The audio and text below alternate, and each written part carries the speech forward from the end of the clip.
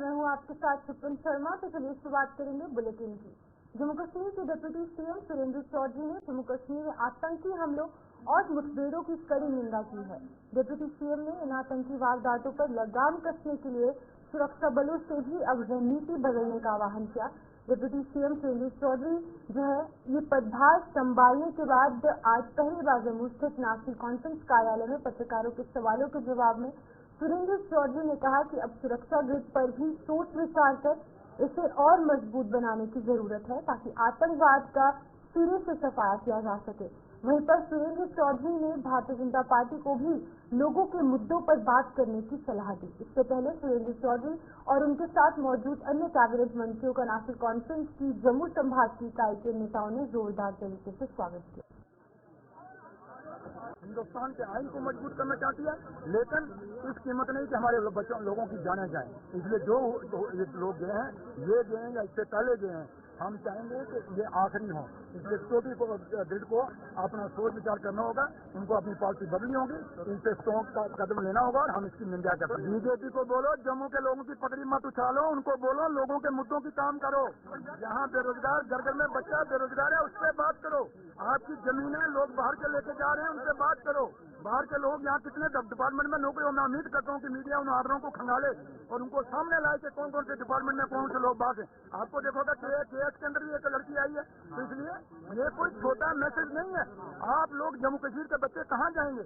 हमारी हर पोस्ट पर बात चली गई, क्योंकि हम दिल्ली के साथ हमारा बच्चा स्कूल का बच्चा वहाँ कंपीट नहीं कर सकता। हम ये नहीं कहते कि हमें कोई दिल्ली वालों से दुश्मनी है या बाहर वालों से दुश्मनी है। हम ये कहते हैं कि हमारे बच्चों को रोजगार मिले। हमारी जमीनें पहले ही बहुत कम है, उन जमीनों का हमारा हक रहे, उसको दूसरे सस्ते कीमतों पर ना खरीद लें। जैसे एक अभी आईपीएस अफसर चंद रोज पहले रिटायर हुआ, बड़ा ईमानदार बना था, तो उसको पूछो तो 2 टूरिस्ट प्लेसों पे सुने। किश्तवाड़ के सरावा इलाके में आतंकियों के साथ मुठभेड़ में शहीद हुए नायब सूबेदार राकेश कुमार को जम्मू में आज भावभीनी श्रद्धांजलि अर्पित की गई। शहीद राकेश कुमार का पार्थिव शरीर आज जम्मू के वायु सेना स्टेशन पहुंचा, जहां सेना और वायु सेना ने उन्हें अपने श्रद्धा सुमन अर्पित कर उन्हें सर्वोच्च बलिदान को याद किया। शहीद राकेश कुमार हिमाचल प्रदेश के मंडी जिले के बरनोक गांव के रहने वाले थे, जो कि अपने पीछे मां, पत्नी और 2 बच्चों को छोड़ गए हैं। वो 2001 में सेना में शामिल हुए थे और मौजूदा समय में सेना की 2 पैरा में यहाँ पर तैनात किए गए थे।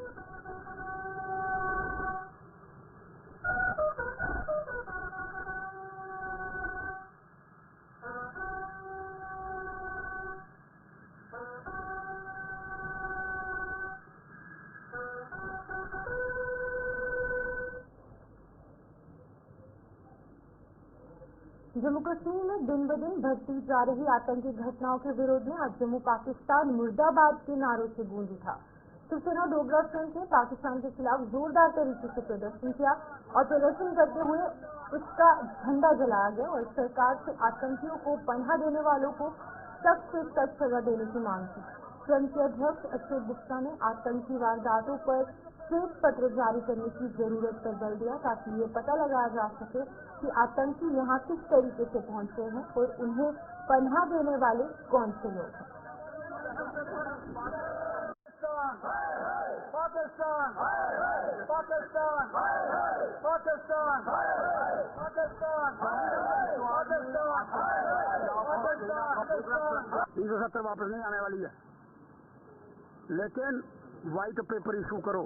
ये जो हमारी शहादत हो रही है, ये जितने फौजी हमारे जा रहे हैं, शहादत की जा रही है, कौन लोग कर रहे हैं, कौन पनाह दे रहे हैं, कौन खाना खिला रहे हैं, कौन वेपन दे रहे हैं, ये व्हाइट पेपर का इशू है। और 5-7-10 दिन के अंदर जितनी शहादत हुई है उस पर व्हाइट पेपर इशू करो। और जो लोग पनाह दे रहे, श्रीमान उमर अब्दुल्ला जी, आप घोषणा करो, जो शरण देगा उसको ध्वस्त कर दिया जाएगा। फिर तो आपकी मंशा जो है बड़ी स्पष्ट होकर के बाहर आने का प्रयास करेगी और लोगों को बताओ इसके लिए कौन कौन जिम्मेवार है, ताकि आगे से इस तरह की। जम्मू कश्मीर में पिछले कुछ समय से हो रहे आतंकी हमलों में सर्वोच्च बलिदान देने वाले वीर जवानों और आम लोगों को शिवसेना उद्धव बालासाहेब ठाकरे की जम्मू कश्मीर इकाई ने आज भावभीनी श्रद्धांजलि अर्पित की। शिवसेना ने बलिदान देने वाले इन सभी लोगों को नम आंखों के साथ याद कर उन्हें अपने श्रद्धा सुमन अर्पित किए। इकाई के प्रदेश अध्यक्ष मनीष साहनी ने जम्मू कश्मीर की सरकार के साथ जहां पर आतंक के खिलाफ कड़े कदम उठाने की मांग की, वहीं पर दूसरी तरफ केंद्र सरकार से भी पाकिस्तान को एक करारा जवाब देने और साथ ही साथ जम्मू कश्मीर में सेना की तैनाती बढ़ाने का आह्वान किया, ताकि जम्मू और कश्मीर से आतंकवाद का पूरी तरीके से सफाया हो सके।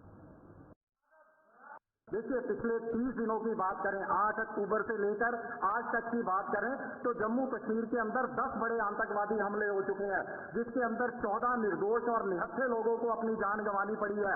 3 हमारे भारतीय जवानों ने सर्वोच्च बलिदान दिया है। 3 वीडीजी विलेज डिफेंस कमेटी के मेंबरों को जो है मौत के दर्दनाक उनको निर्मित हत्या कर दी गई है उनकी। जम्मू कश्मीर की जनता की तरफ से शिवसेना केंद्र सरकार से अपील करती है कि चुनावी मोड से बाहर निकलकर, इलेक्शन मोड से बाहर निकलकर केंद्र सरकार जिसने जम्मू कश्मीर को केंद्र शासित प्रदेश बनाया है, हमारे साथ अमन बहाली का वादा किया है, जम्मू कश्मीर की तरफ भी कुछ ध्यान जो है वो केंद्रित किया जाए। इसके साथ साथ खुफिया तंत्र से भी, खुफिया एजेंसियों से भी हमारा निवेदन है, हमारी अपील है कि सुदृढ़ता के साथ अपने कर्तव्य का जो है वो पालन करे। कहीं ना कहीं खुफिया एजेंसियों की नाकामी भी जो है सामने आ रही है। शिवसेना आज प्रधानमंत्री माननीय नरेंद्र मोदी जी से मांग करती है कि पाकिस्तान को कड़ा जवाब दिया जाए, कड़ी सैन्य कार्रवाई की जाए और जम्मू कश्मीर के अंदर सेना की तैनाती जो है बढ़ाई जाए, ताकि जम्मू कश्मीर से आतंकवाद। जम्मू नगर निगम के 3 जोन में से 1 जोन को निजी हाथों में सौंपने का विरोध शुरू हो चुका है। जम्मू नगर निगम के मुलाजिमों के साथ साथ सिविक सफाई कर्मचारी यूनियन ने जम्मू में आज जोरदार तरीके से विरोध प्रदर्शन कर इस फैसले का कड़ा विरोध जताया। इनके मुताबिक निगम के तीसरे जोन का निजीकरण यानी कि प्राइवेटाइजेशन किसी भी सूरत में बर्दाश्त नहीं किया जाएगा। उन्होंने चेतावनी दी है कि यदि 72 घंटों के भीतर इस फैसले को वापस नहीं लिया गया तो निगम के मुलाजिम और सिविक सफाई कर्मचारी यूनियन कोई बड़ा एक्शन लेने को मजबूर होगा। तो प्राइवेटेशन का मतलब ये है कि कल को वहां पर जितनी भी हमारी गाड़ियां हैं जम्मू म्यूनिसिपल कॉरपोरेशन की या जितने भी सफाई साथी हैं वो सारे उठाकर तो ये लाएंगे इधर 1 और 2 जून में। तो वो जो 3 जून है वो पूरा एक कंपनी को दे देंगे, उसमें गाड़ियां भी उनकी होगी, सफाई साथी भी उनके होंगे, ड्राइवर भी उनके होंगे, सुपरविजन जो काम है वो भी वही करेंगे। इसलिए हम इस चीज की निंदा करते हैं और विरोध करते हैं।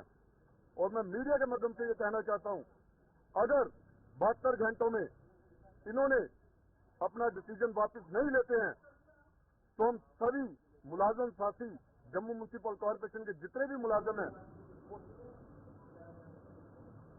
स्थानीय निकायों में सफाई कर्मचारियों की हड़ताल के कारण जम्मू संभाग के कई अलग अलग जिलों में गंदगी के ढेर लग चुके हैं। सफाई कर्मचारी पिछले 9 दिनों से हड़ताल पर हैं, जिससे कि उधमपुर शहर भी गंदगी के ढेरों में तब्दील हो चुका है। और अगर बात की जाए तो चारों ओर बदबू फैल चुकी है और इस बदबू फैलने की वजह से वहां पर महामारी फैलने का खतरा उत्पन्न हो चुका है। बता दें कि सफाई कर्मचारियों ने उधमपुर में आज जोरदार तरीके से विरोध प्रदर्शन किया और प्रदर्शन कर अपनी मांगों को जोर शोर से उठाया और सरकार से उन्हें राहत देने की मांग की, ताकि वो अपने काम पर वापस लौट सके, जिसकी वजह से लोगों की जो मुश्किलें हैं इस गंदगी की वजह से वो कम हो सके।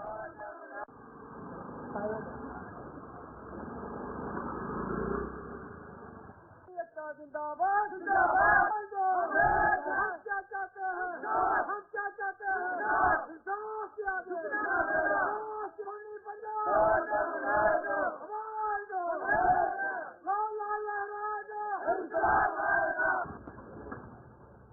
गवर्नमेंट को चाहिए कि शहर में इतनी गंदगी फैल चुकी है और वो किसी कोई ना कोई मसला हल करे। और मसला क्या हल करना है, डेली बेसिस को पक्का कर दे, हमें मंजूर है। बस हम सफाई करने के लिए तैयार है। अगर हमारा डेली बेसिस का मसला हल हो जाए, परमानेंट क्या कर दे, क्योंकि वन टाइम ये प्रमोशन जो है इसको पक्का किया जाए, हमें बस वही बात है। बाकी जो 7 साल से कम नौकरी पर है उनका रेट बढ़ाया जाए।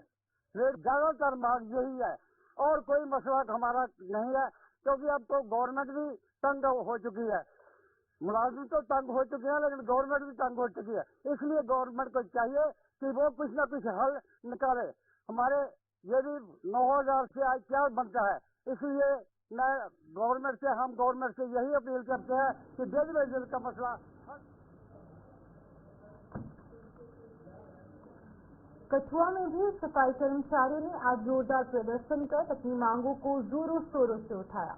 सफाई कर्मचारियों ने जिला कठुआ में एक रोष रैली निकाली और इस रैली को निकालकर सरकार के खिलाफ नारेबाजी भी की। उन्होंने आरोप लगाया है कि 9 दिनों की हड़ताल के बावजूद सरकार जो है वो सफाई कर्मचारियों की कोई सुध नहीं ले पाई। उन्होंने चेतावनी भी दी है कि अगर उनकी सुनवाई नहीं होती है तो नेशनल हाईवे को वो बंद कर प्रदर्शन करने को मजबूर हो जाएंगे, जिसकी जो जिम्मेदारी होगी वो प्रशासन और सरकार की होगी।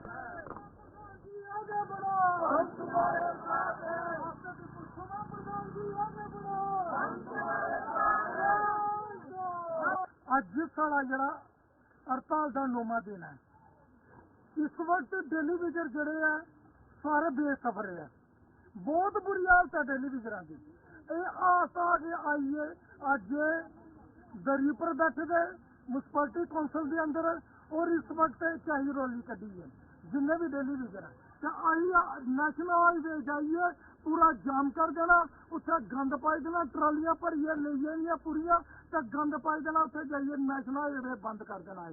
आई जो इस वक्त टेलीविजन देखो किनिया बीबियां बेचारियां सिर्फ आई जाइए ये कि सिचुएशन तुम अज पक्के हो ना, अज पक्के हो ना, जे डायरेक्टर कोई हिम्मत मारदा और सिर्फ फॉर्मलिटी भी उपर तो उसी क्या करते उसी ट्रांसफर कर देंगे मुड़िए आई तुम डायरेक्टर को जाओ, डायरेक्टर को पल्ले पुछया तो डायरेक्टर को क्या लैन जाना।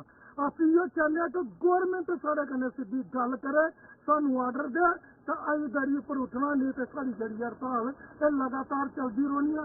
हड़ताल ये उग्र प्रदर्शन लेना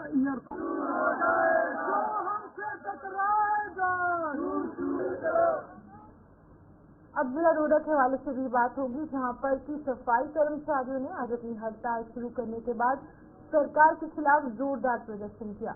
चुनाव रैली सफाई कर्मचारी यूनियन के बैनर तले हड़ताल पर गए हुए जो सफाई कर्मचारी है उन्होंने म्युनिसिपल कमेटी कार्यालय के बाहर नारेबाजी करते हुए जल्द से जल्द उनकी मांगे पूरी करने की मांग की है। इसी बीच में जो MC डोडा है, आप सुनिए उसके जो कार्यकारी प्रधान है, उनकी प्रतिक्रिया सामने आई है, सुनिए क्या कुछ कह रहे हैं।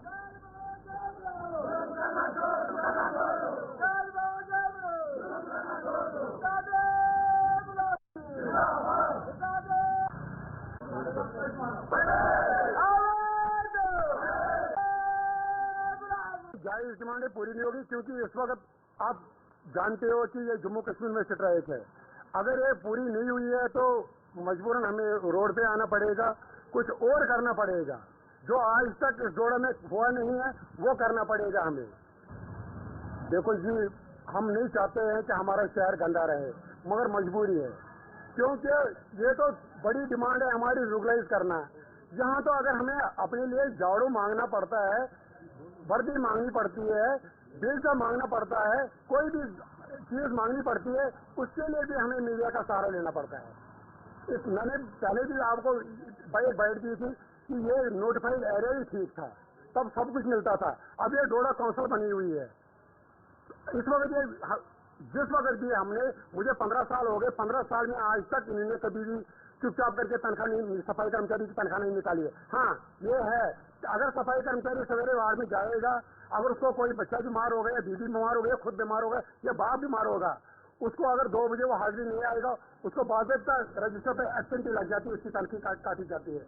मगर ये अंदर जो हमारे सिताफे हैं, चाहे वो अदर में कोई भी है, अगर ये 10-10 यहाँ पे वक्त एक छोटे से ब्रेक का है, जो वापस लौटेंगे, आप बने रहे हमारे।